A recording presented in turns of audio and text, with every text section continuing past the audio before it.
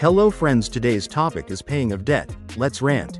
Hi, I'm Christine. I'm drowning in a mountain of debt equaling about $57,000. And I just want to tell you that something that I'm going to do when I am out of debt is not go buy a new car, not go try to get a bigger house, not buy any luxury items or go on a splurge spending shopping event.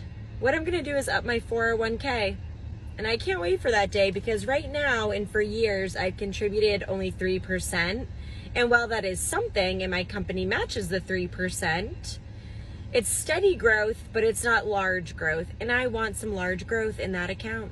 So tell me in the comments, what is something that is so normal but that you can't wait for when you're out of debt? Upping our 401ks, baby, let's go! I'm going to go through a list of things that I refuse to spend money on. So if you don't know me, I am in $700,000 worth of debt, and I am on a mission to pay some of that down. I've got a big long list of things that I refuse to spend money on. All right, number one, I refuse to go out to eat. This is something that I love to do, but I cannot make my financial goals and go out to eat. So we are a family of 5 and our grocery budget is $800 per month. And the only way that we stay on budget is by never going out to eat.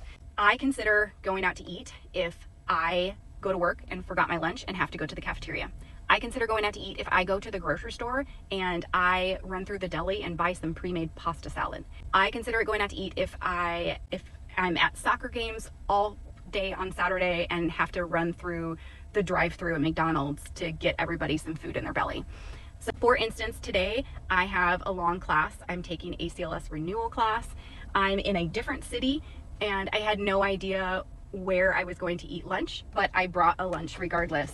I brought a little tray, I brought an apple, I brought an orange, I already ate it. I brought my lunch. I bring my lunch every single day to work. I bring my lunch if I know that I'm going to be gone. If my kids have soccer all day, I pack a picnic. It takes a little bit extra planning, but at this point in my life, I've got it down so well. Like, I always have lunches ready to go. I have an entire dedicated freezer in my basement for work lunches like this, and I meal prep. This morning I was in a bit of a rush, so all I had time to do was a protein shake. This is one of those scoop and add some sort of liquid. Super easy, not necessarily like the healthiest option, but this is definitely not my go-to. This is only when I'm like in dire need of, I have to have some sort of meal and I have zero time and nothing prepared. Number 2, I do not drink adult beverages. This is something that it has been a work in progress.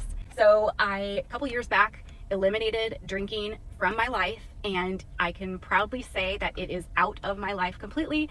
I joke and sort of tell people that I'm allergic, because then I don't feel like I'm being condescending if I'm at an event where people are drinking and I say, oh no, I don't drink. I just don't like making people feel uncomfortable. So I'll just say like, oh, I'm allergic. I get really, really sick, because it's true. But also this has been a goal that I've been working towards, and I've achieved it, to live a sober life. And yeah, I don't spend money on adult drinks, and that saves an incredible amount of money. If you are in the same situation as me and are extremely budgeting, I would highly recommend totaling up that amount, what you spend on drinks, whether it's just going to the grocery store and picking up a bottle of something, or it is going to like a bar and running up a tab. Just keep track of how much you are saving. And even if you can just slowly start by cutting that like in half or shaving that off, like, you will be surprised how easy it is and how good it is for your health and how much better you will feel by cutting that out completely. Number 3, things I refuse to spend money on. Along the same lines, pre-made drinks. I do not run through a coffee shop drive-through. I don't get coffee before work. I make my own at home every single time. I do not have, NA drinks at my house, pre-made. Don't have them. I used to, but since my financial goals are what they are, they don't have a place in my home right now. So things that I used to spend money on that I no longer do, bubbly waters. I loved them, but just can't do it. So we bought a soda maker thing. It was like $20 to $30, and we flavor it with like lemons, limes, citrus. Another thing I loved, coconut water. I love some ice cold coconut water, but can't do it. Can't stock my pantry with that. Kombucha, loved kombucha, but it is so insanely cheap and easy to make your own kombucha at home. So I no longer buy kombucha, bottled kombucha. Sodas. Now, this is something that I never used to drink anyways, but It's something that we would sometimes like stock some like natural sodas for the kids, Izzy's.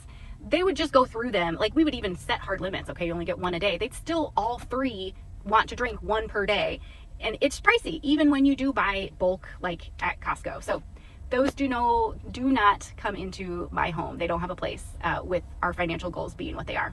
All right, I've got a big long list and I've only gotten through 3. So stick around, stay tuned. I will make a part 2, part 3, part 4 maybe, and let's talk about what are our absolute will not spend money on when you are on an extreme budget. And leave comments about what your like, nope, never will do it are.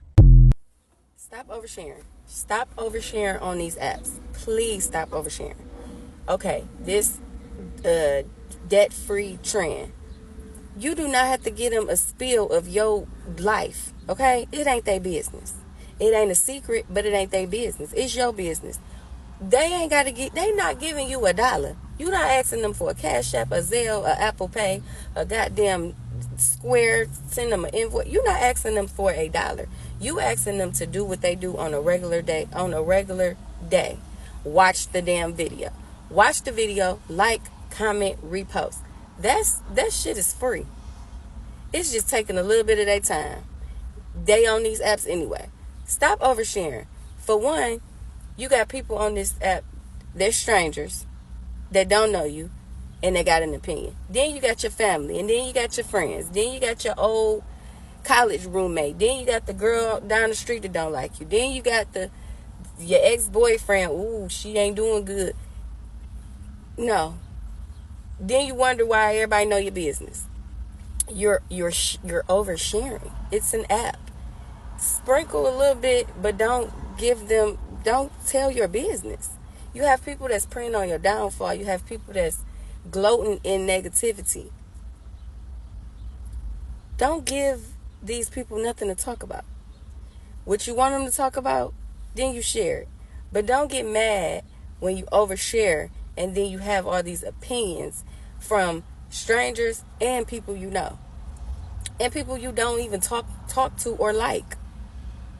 Stop oversharing. I know this app, you want to share and be authentic, and you can be private and authentic all in the same. Find a balance. But stop oversharing, because y'all ain't gonna know shit about me. Okay? It ain't your business. Help them people pay their debt.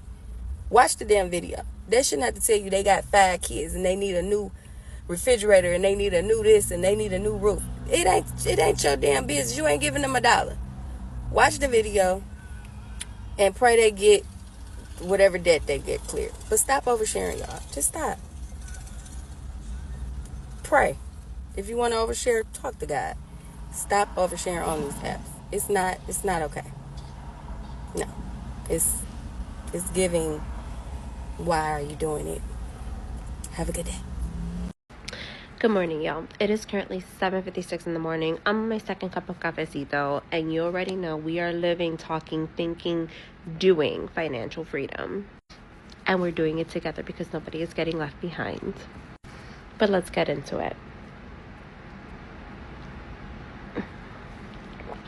Every time. Simple living. I really love the idea and would love to practice the art of simple living. And I call it an art because there's nothing simple in this world. Like with social selling, social media, the influence, it has really built on like the hyper consumerism that we're seeing today.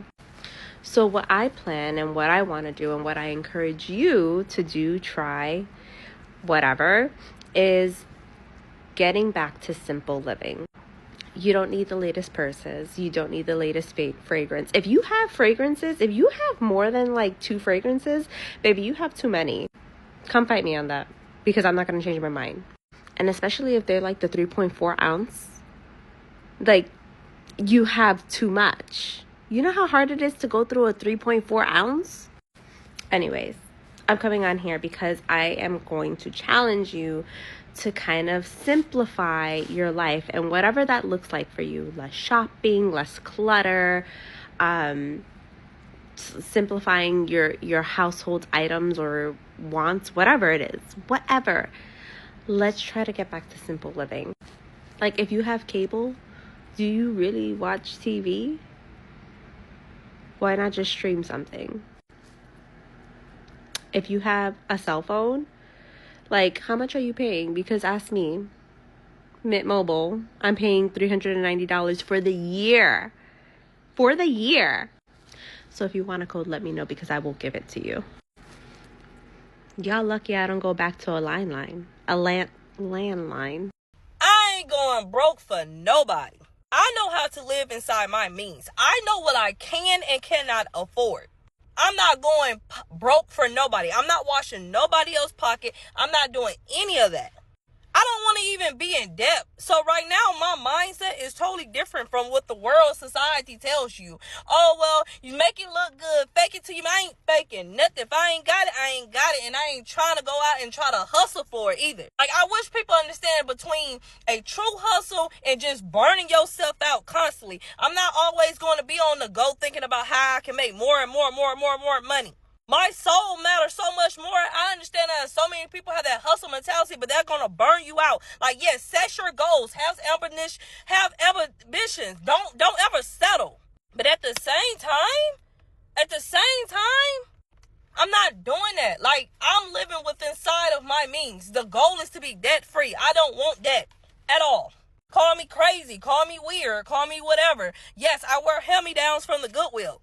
Do I still buy nice things? Yes, I do. Do my kids wear nice things? Yes, they do. The thing about me is I'm never too good, and I feel that in my heart and my bone and my soul. I would never be too good, y'all. I'm a human just like anybody else. I would never, ever feel like I'm above the next person. I don't care if I am maybe got more status or income or whatever the case might be. I'm still going to treat that person the same respectful way as I would like to be treated. I'm sorry, y'all. Do it the rant, but I live inside my means, not above my means, for a very good reason. You won't catch me going broke trying to prove something to a society that don't even love or care about themselves.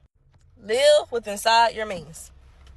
Being debt-free is a great feeling. It's hard to get there, but once you do, knowing you can save more money is awesome. It may take some time, but it's worth it at the end of the day. Tell me what you think, and thank you for your time.